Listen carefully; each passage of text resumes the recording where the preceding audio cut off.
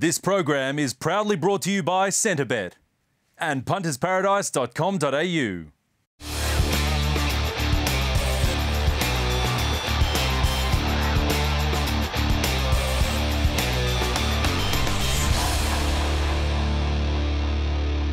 Hello and welcome again to Talkin Thru Your Kick, TVN's newest show where we dissect what happened on the weekend from a punter's perspective, the wins, the losses and the in-betweens.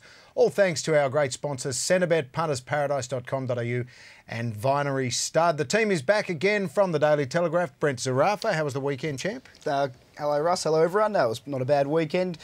Plenty of punting, plenty of racing, so good to be back for you for another week. Well, you'll be a happy man. South Sydney won again. Not so happy with the races. I think one of your little flutters went astray in the first. Yeah, Soapbox we bet up on debut and then went again at the 20-1 Saturday. No each way, runs second, of course, at a nice $4 a place. Just shifts out in the straight, just what you want. Another one of our stories. Now, Melbourne crew headed up by Centrebet's Michael Felgate and the Herald Sun's Nick Quinn. Hello, boys. Yeah, good morning, boys. Oh, sorry, good afternoon, I should say, boys. And good to have you back, Russ. It's been that kind of weekend for me. I've been knocked from pillar to post. It started on a bad note on Friday night when I fell into Collingwood. And then, of course, we butted up on Essendon at the shorts as well. So, personally, a bit of a tough weekend, but we'll get it all back, don't worry. And Quinny, of course, plenty to talk about from the weekend. The races, how good were they? The races were very good. I think Flemington, it was a fantastic meeting out there and plenty of punters got the chocolates. I think the punters got the cash on Saturday, but the sport, it was a very different story there, and that's where the bookmakers really fought back. OK, before we get into our rap or slap, which is our normal start, we got a tweet this week, and it came via your own sister, which is a bit of a sledge. Zaraf, have a look at this. This is Zarafa's sister's dog, watching him on last week's show with Richie Callender. And what is going on there? It just shows our legion of fans here on Talking Through Your Kick. We're getting out to a big audience. I know that there's a few... Harry the Golden Labrador, he certainly enjoys the show, but hopefully we can get a few more people in the crowd next week. There's plenty it's not a seeing-eye dog, is it, Brent? Yeah, plenty of mutts I've seen you around with on a Friday night, but I'm not going to say rightly or wrongly whether they were male or female. The rap or slap, who gets it this week? My slap is going to go to the programming at Racing New South Wales. We've got the feature Grafton Cup Ramorty meeting this Wednesday and Thursday. And on Wednesday, we've got a Metro meeting at Canterbury. We should be embracing these carnivals like Victoria does with Warrnambool as such. There should be no Metro racing in competition, so the big trainers and jockeys can all get there. That's my slap for the week. OK, a slap to Racing New South Wales. Michael, you next. Yeah, I'm going to give a rap this week to Michael O'Leary. He trained Glenews to win the Winter Championship for the second year in a row. And again, it went round at boulders odds at 33-1. A magnificent training performance to be able to win the Winter Championship 2 years running. Well done to Linda Meach, the jockey, as well. A couple of honourable mentions. Roger Federer, the king, is back after winning Wimbledon, his 7th crown. We'll talk about that a little bit more later. And Mark Webber winning the British Grand Prix. He's now $6.50 at Centrebet to win the Group 1 Drivers' Championship, or the Formula 1 Drivers' Championship. So a big one there for Mark Webber. And I've got a special one for Quinny. Half an hour prior to the show, it's taking him to put that tie on. The knot's almost as big as his head. What about that? That is the biggest knot I've ever seen on a public school tie. Obviously not privately educated like the rest of us three boys. Now, we will get to Glenews in a second or two. But Quinny, your rap or slap this week? I'm going to give a big rap to Benny Noble, the star apprentice who took out the Rising Star Series at Flemington on Saturday. A great win on Banker Mo. Benny's a really interesting story. He's 26 years old, so he's, done it the tough way. So well done to Mick Price for giving him the chance. Well done for the fantastic ride on Saturday. And he still claims 2 kilos in town. So for the next few months, he's going to be really worth sticking with. Don't forget the website to get involved, thepuntersparadise.com.au. You saw a bit of the vision there of the Winter Championship final. Let's get stuck into the weekend racing right from the get-go and Glenews. Boys, Quinny, what was so exciting for you watching Glenews, not from a punting perspective, but for Mick O'Leary particularly? Well, it was a fantastic training performance, obviously. I mean, this horse won the race last year and its form leading into the event this year was a little bit scratchy, hence the 40-1 that it went around. But it was a very impressive win. It was a fantastic ride from Linda Meach. And ironically, Linda knocked off Peter Moody's horse, who she does most of her riding for. Yeah, what was going on with the other Peter Moody horse too? Craig Newitt and Doubtful Jack, I think. Luke Nolan on Doubtful Jack. I think he thought he might have been on Black Caviar at the start of the race. He went out with a 6-length lead and, gee, they went hard early. And there was some talk that he might have been setting it up for the stablemate. I'm not suggesting that would happen in the Peter Moody camp at all, but it was very interesting to see how hard they went early. What were your thoughts on that, Brent? Yeah, it did look as sort of the tempo certainly was on there, but Doubtful Jack, he's probably stepping up in distance from 12 to 1400 metres up to a mile. He can over-race a touch. I can see sort of why it may have looked a little bit bad with the stablemate, who's one of the big chances back in the field, but I don't think there was any team riding going on there. Can I ask a question, you, Brent? Why isn't there a Winter Championship Series in New South Wales or something that replicates what we just saw on the weekend? There's a final, it's almost like a grand final, good quality races, all 100,000 plus races. It was a smart idea. Yeah, it certainly is. I think that what Victoria has in its favour here, Russell, is the locality, because they run a lot of these heats in the provincial sort of tracks and in some of the country tracks and then come to town. I think the size of New South Wales makes it a little bit harder to do so, and I think there's a bigger transition from the provincial and country into the city tracks here in New South Wales. We've got a couple of listed races as a winter stakes on Saturday, but I tend to agree. I think there's room for something similar in Sydney for sure. And I'm going to ask a question of the boys, is how does a horse like Ready to Rip, later on we'll talk about him, actually make the final first up from a spell out of Queensland, but that might be a technical one that you can help me with. The Stayers final exceptionally was sent out, a well-supported favourite, and Quinny, you had no doubts whatsoever at the 600, you only wanted to be on one horse.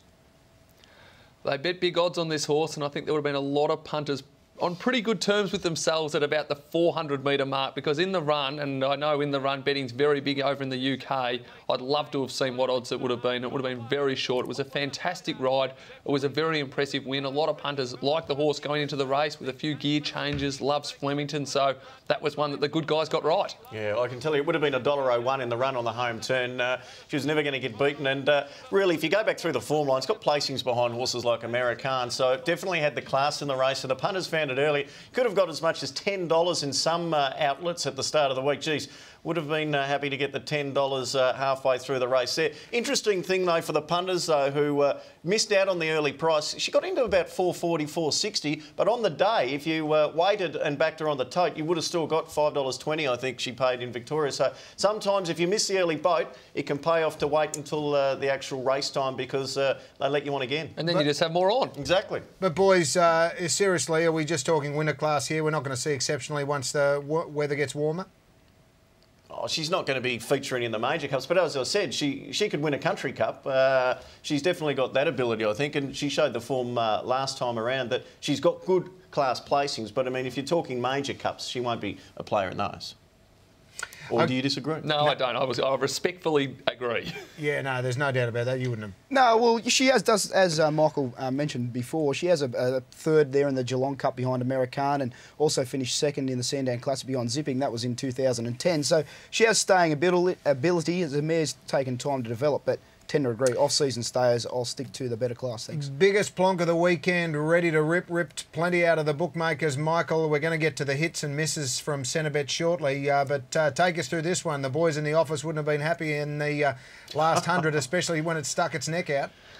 Well, I was actually talking to one of our head bookmakers this morning, and he's telling me that it was almost $1 million difference, the result. The punters, they just jumped out of trees to back this one. Again, went up $10, $12 in certain outlets. Certainly didn't go up that big with us, because where there's smoke, there's fire. Peter Moody, taking next Queenslander, had been unbeaten in 3 previous first-up starts, but they just continued to back it. $4.60 we went up, and they were happy to take $2.60 on the day. I'll tell you what, at the 100 you were struggling, but as the bookmaker who I spoke to this morning said, it cost us almost $1 million plus the 900 for the laptop that he put his fist through as it hit the line. Where to for Ready to Rip, Quinny? Well, it's a very interesting one. Obviously, it was a very impressive win, and you've obviously got to think the stable's got a good opinion of the horse if it was sort of that heavily backed, and Luke Nolan got off, and he wasn't was Peter very Moody's bullish money, about the he horse's said. chances. He said it wasn't any of theirs. Never is it? Irrespective of who put the bets on, there was a lot of money wagered. So I wouldn't be surprised to see this galloper really competing some of the top-class sprinting races come Paradise Spring Carnival time. Yeah, I think so. I think when you come to the Spring Carnival, if you have a look... It only fell in. Doesn't matter. First up, I reckon, and I'm going to use a saying that I do hate, probably will improve on whatever it did on Saturday, and yeah, it will be there come spring carnival time. Can't wait for a trainer to say, look, it's unlikely to improve on whatever it did today. In fact, it's probably liable to get worse. Let's have a look at the hits and misses from Centrebet. These are the ones first up that got it right. And Michael, take us through some of the big plonks on the weekend where the punters got it right. Yeah, you started off well in Sydney with your song, and I'll tell you what, there's another one that you didn't have to worry about. It was home a long way out there. I know you were very happy with Soul Dad. That might have been your bet there, Russ. I'm having a chat to you a bit earlier. It might have been 10 on it, $4, and I think I was happy about that. And the two best backed horses in Melbourne both saluted exceptionally, and as we were talking about, ready to rip. So it made it a very good day for the punters in Melbourne. Big plunges throughout the day, as we have spoken about those two. And in the last in Melbourne too. Jumping up from a maiden to city class in Motto, and the punters found that $13 into $8 Mick Price train. So if you were betting in Melbourne, the punters absolutely towed us up at Centrebet. Yeah, you just happened to gloss over the fact that the punters missed out on 20,000 Urali, 30,000 Korean, 20,000 Manard. It's amazing how the bookmakers just gloss over those ones. It just pays for the Christmas fund, that one. Why focus on the negative, Russell? We want to focus on the positive. Exactly. Korean, 450 into 260. What did you think? Oh, I thought it was just in the wrong part of the track. Obviously, it's a pretty talented horse from the Peter Snowden stable. Had the blinkers on for the first time, and it was a big plunge. You could get $6 earlier in the week. On track, it was 3 into 250. But the Chris Waller stayers just found the right part of the track, swinging down the outside. Well, Chris Waller's the form trainer in Sydney, and Peter Moody, the form trainer in Melbourne. In fact, right around Australia, picking up win number 200 across the weekend. He got a treble, 2 states, Adelaide and also at Flemington. This was one of the winners as we head to a break here on Talkin Thru Your Kick. Down to the 300 metres mark, and Little Club Command under the big weight still leads the way. He's a length and a half. He's stablemate Infinite Energy, the danger. Further back in the field from a long way back, running on is Aurum Spirit, but it's moving up. Infinite Spirit on the outside to hit the front. Racing clear now. Infinite Energy 2 lengths in front of Club Command. Praise Sentia, he's a steal, but Infinite Energy bolts it in. Moody 1-2, Club Command second, third.